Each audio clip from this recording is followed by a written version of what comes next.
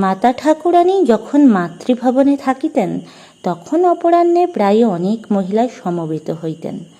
ঠাকুর দেবতার প্রসঙ্গ আলোচনা হইত, ধর্মগ্রন্থাদি পাঠ হইত, মা উপদেশ দান করিতেন, গল্পও বলিতেন।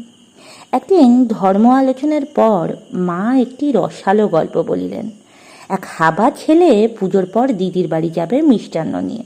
দোকানে গিয়ে বললে, আমায় ভালো মিঠাই করে দাও, আমি দিদির বাড়ি নিয়ে যাব। চতুর দোকানি বুঝতে পারলে ছেলেটা বোকা।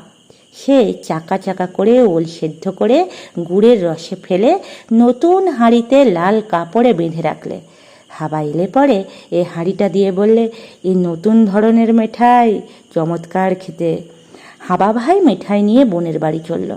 পথে তার ভারী লোভ হলো একখানি চেকে দেখতে। অতি সন্তর্পণে হাঁড়ির মুখটি খুলে সে একখানি চাকতি বের করে একটু চেখে বললে, আহ, ভারী চমৎকার, রস টপ টপ করছে। লোভ সামলাতে না পেরে পরপর আরও সে খেতে লাগলো।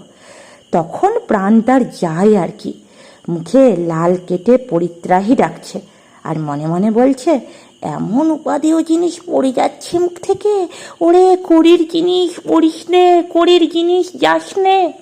হাবা ভাইয়ের গল্প শুনিয়া সকলেই হাসিতে লাগিল। মা একটু নীরব থাকিয়া আবার বলিলেন, হাবা ছেলে এত যে কষ্ট পেলে, তবু রসে ভরা ওল খাবার লোভ ছাড়তে পারলে না। ওল খেলে মুখ ফুলে গেছে, কুটকুট করছে, আবার সেই ওলেরই আস্বাদন করছে। বিষয়াবদ্ধ জীবও এমনি বারবার বিষের জ্বালায় জর্জরিত, তবু বিষয়ের আস্বাদন ছাড়তে পারে না।